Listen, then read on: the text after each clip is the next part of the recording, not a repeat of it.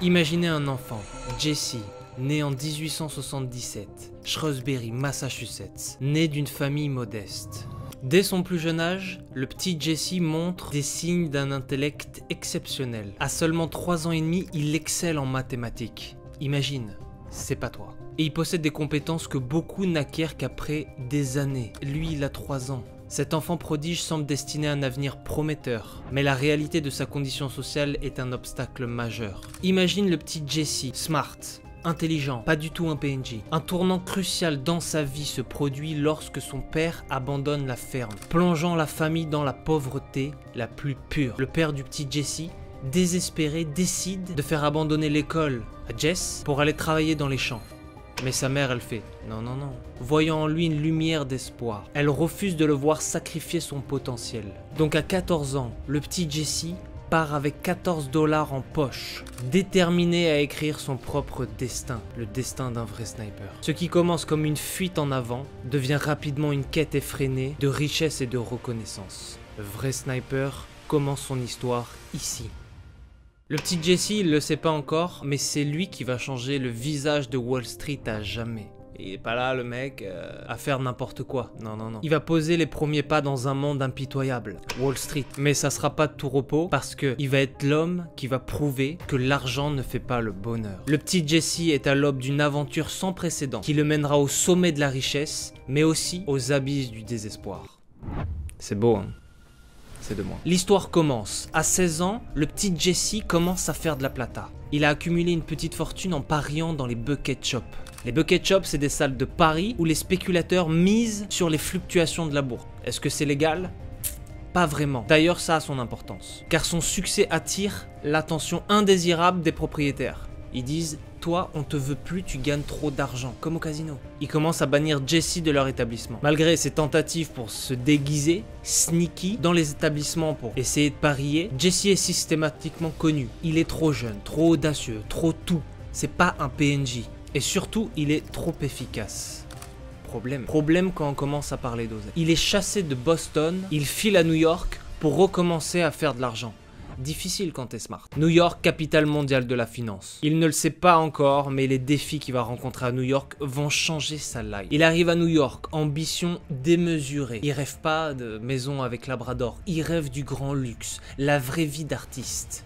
Il se rend compte qu'il n'a pas assez d'argent, il a une fortune modeste par rapport à ce que New York peut engranger. Et il se rend compte qu'il est dans un environnement impitoyable. Les techniques qui l'ont rendu célèbre avec les bucket shops, ça n'a rien à voir. Là, il commence à perdre gros. Toutes les stratégies qu'il a ne fonctionnent pas dans ce nouveau cadre. Le petit Jesse devient grand Jesse, Jesse Livermore commence à perdre son argent, ruiné, désespéré, il perd tout. Et surtout, il est seul comme un PNJ, coincé sous le dôme, solo, pas d'argent, pas de meuf, il n'y avait pas Tinder à l'époque. Sa nouvelle épouse, Nettie Jordan, qui était là avec lui pour la plata, décide de le quitter. Elle le lâche. Qu'il avait épousé dans l'espoir de bâtir une fortune prospère. Elle décide de ne pas l'aider. Elle refuse de mettre même en gage ses bijoux pour pouvoir l'aider. Pire encore, elle le quitte, elle lui crache à la gueule, le laissant seul face à ses démons. La situation semble sans issue. Jesse, il est claqué. Hein, c'est un clochard. Il est là dans les rues, il demande de l'argent, tout le monde se fout de sa gueule à New York. C'est la risée. On l'appelait Jesse Risée. Jesse est confronté à un dilemme sans précédent. Accepter sa défaite et abandonner ses rêves ou risquer tout, une fois de plus, tout ce qui lui reste, pour tenter, une fois ultime, la dernière fois, pour tenter de se redresser. La voie vers la rédemption est parsemée d'embûches. Il n'y a que des obstacles. Et cette fois-ci, tout semble être définitif dans l'échec. Pourtant, malgré la noirceur du monde qui l'entoure, il a une chose que les autres n'ont pas. Il a la flamme. Il a la flamme en lui qui refuse de céder. La flamme du vrai sniper. Il sait que la route sera longue, difficile, compliquée. Et que son entourage lui dira « Poto, arrête tout de suite. Ça sert à rien. » Mais il est déter et prêt à affronter les épreuves qui l'attendent. Refusant de sombrer dans le désespoir, il se met à taffer et à taffer. Jesse emprunte un cas. Il emprunte 1000 $ à un pote et se rend à Saint-Louis. Il dégage de New York. Il se dit s'ils veulent pas de moi, moi je veux pas d'eux. Où il espère regagner une partie de sa fortune. En 4 jours seulement, il transforme un cas en 3800 $, grâce à son instinct aiguisé pour les marchés, parce qu'il a perdu son argent, mais il n'a pas perdu ses skills, il n'a pas perdu ses capacités à faire de la plata, car il a la connaissance. Il prouve ainsi qu'il n'a pas perdu son talent, mais simplement son chemin. Donc déterminé, il se refait à Saint-Louis, boum, revient à New York, déter. Il parvient à convertir ses gains en une petite fortune, il flippe, atteignant les 10 000 $, dans un bucket shop, là où on l'a pas reconnu. Déterminé et fort de cette nouvelle réussite, qu'est-ce qu'il fait? Il revient à Wall Street. Le gars est déterminé, il veut conquérir le monde. C'est Napoléon quoi. Il veut conquérir le monde et il n'est pas prêt à se faire avoir. Il revient à New York avec un nouveau mindset, car il a appris de ses erreurs et affiné ses stratégies. En 1901, il transforme 10 000 $ en 50 000 $, direct, prouvant qu'il a encore sa place parmi les grands traders de New York. Sa détermination et son intelligence, parce que l'un va avec l'autre, lui permettent de retrouver une vie de luxe marquée par des succès réguliers. Mais le petit Jess, il a un problème.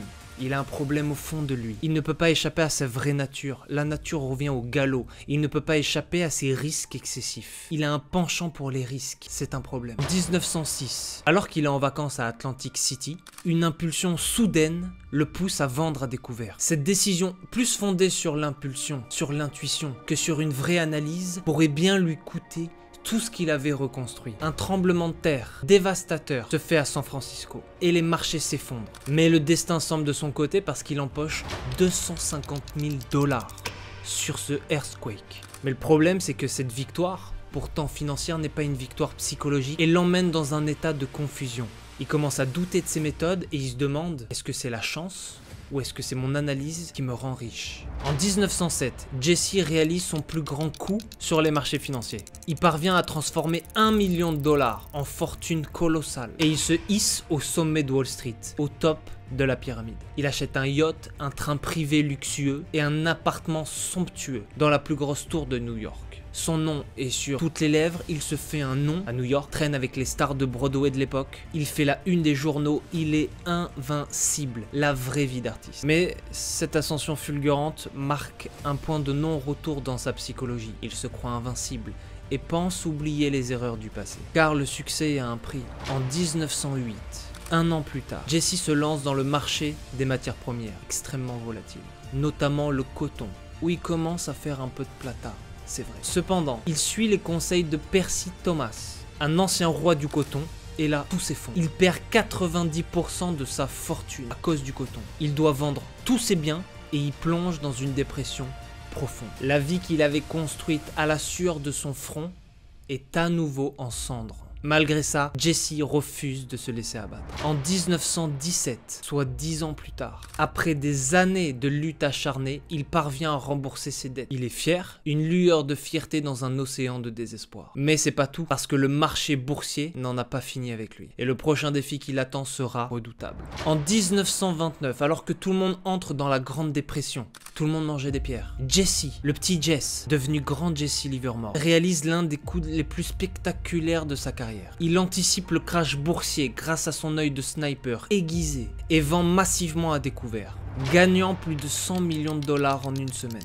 C'est un triomphe, hein, il a fait plus de plata que tout le monde et il se hisse aux légendes du trading parmi les hommes les plus riches du monde. Mais cette victoire, elle sonne une alarme pour Jesse. Elle sonne creux.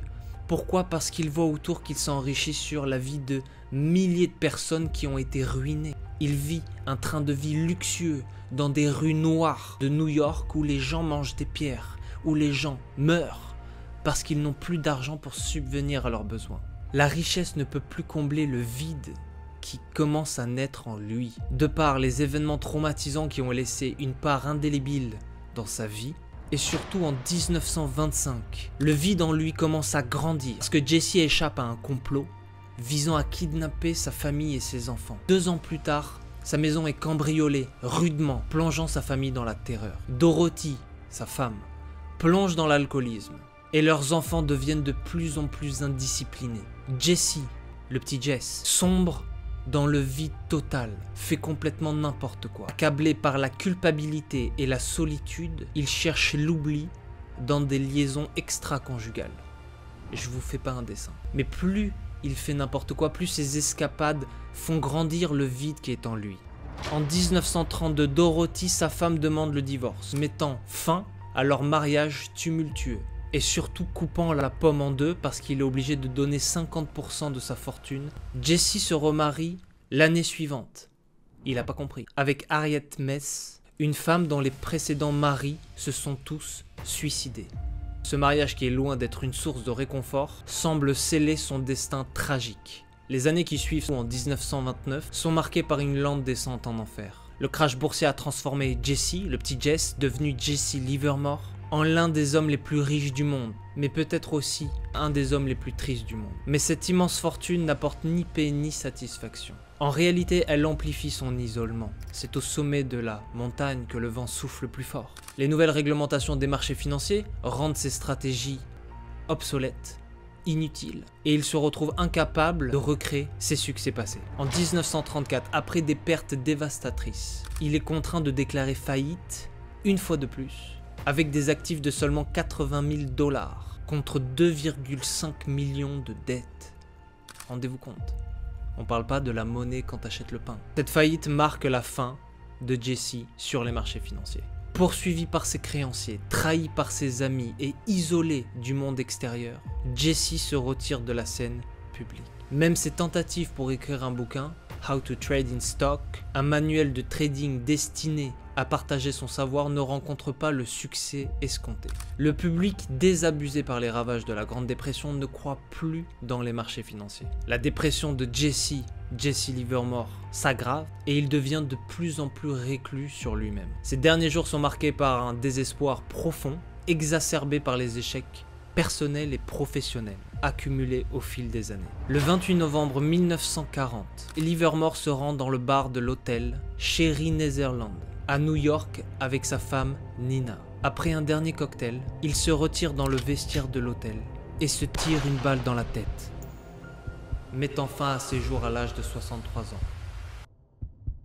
Dans sa poche, une note de suicide de 8 pages est retrouvée destinée à sa femme, dans laquelle il exprime son désespoir et son sentiment d'échec.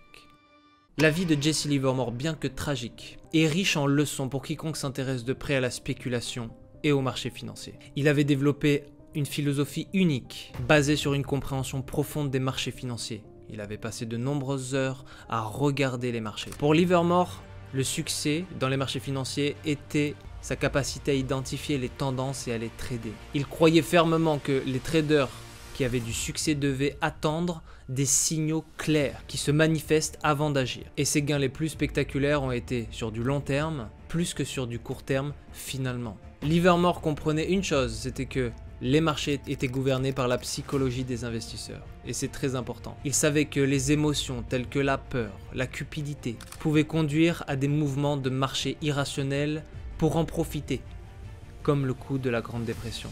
Et ça, c'est important. Son mantra a été de laisser les profits courir et de couper les pertes sans hésitation. Un principe, selon lui, qui était bien que simple à appliquer en théorie, en pratique était compliqué, dû à la nature de la psychologie humaine. Malin le Jesse. Jesse Livermore aussi passait des heures à analyser ses erreurs, croyant que chaque échec contenait une leçon précieuse. Il écrivait minutieusement ses transactions pour revenir dessus ensuite.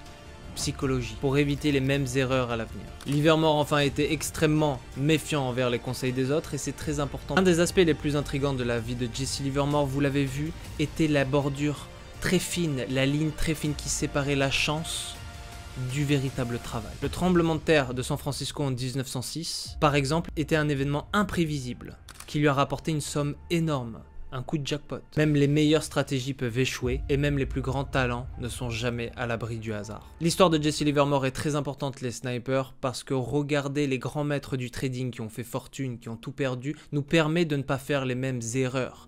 La psychologie de Jesse était bonne à ses débuts, dévoré par une flamme intense, mais dès que sa psychologie est tombée dans le confort, il a complètement commencé à tout perdre. Et c'est très important aussi de comprendre la bordure fine qu'il y a entre la chance et le travail, et aussi de ne pas être guidé par ses impulsions.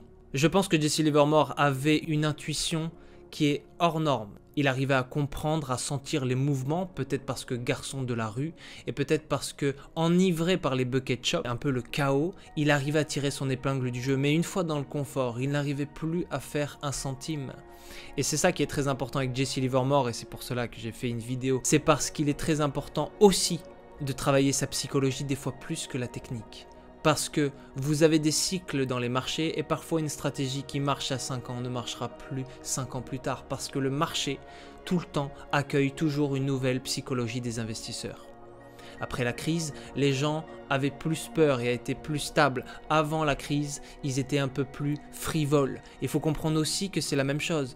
On a un pré-Covid où les marchés financiers étaient ce qu'ils étaient et on a un post-Covid où beaucoup de gens se sont intéressés à la crypto et la psychologie des investisseurs change. Son parcours montre qu'il faut toujours travailler sa psychologie, sinon le succès peut être éphémère et que le secret du succès n'est pas dans la capacité de faire des grands coups, mais dans sa capacité à être stable et la stabilité paiera toujours. Les principes de trading que Jesse Livermore a mis dans ses bouquins est essentiel et je vous invite à les lire, ne soyez pas feignants sur ça. Et ces erreurs servent de mise en garde contre les dangers de la spéculation sans limite. On arrive à la fin de cette vidéo, ainsi se termine l'histoire de Jesse, le petit Jess, devenu Jesse Livermore, un homme qui a défié les lois du marché, mais qui a finalement été rattrapé par les démons de son propre succès. Une vie très tragique, vous l'avez vu, qui continue d'inspirer et de mettre en garde ceux qui cherchent à maîtriser l'art de la spéculation. Si ce format vous a plu, dites-le moi en commentaire les snipers. Je m'en chargerai d'en faire des nouveaux. Je pense qu'à travers des histoires passionnantes, nous pouvons apprendre énormément de choses. Il est toujours important de regarder les maîtres snipers. Dites-moi si vous êtes arrivé à ce moment précis de cette vidéo, dites-moi en commentaire. Vrai sniper devient meilleur en apprenant des meilleurs. Vraie parole de sniper. Boum.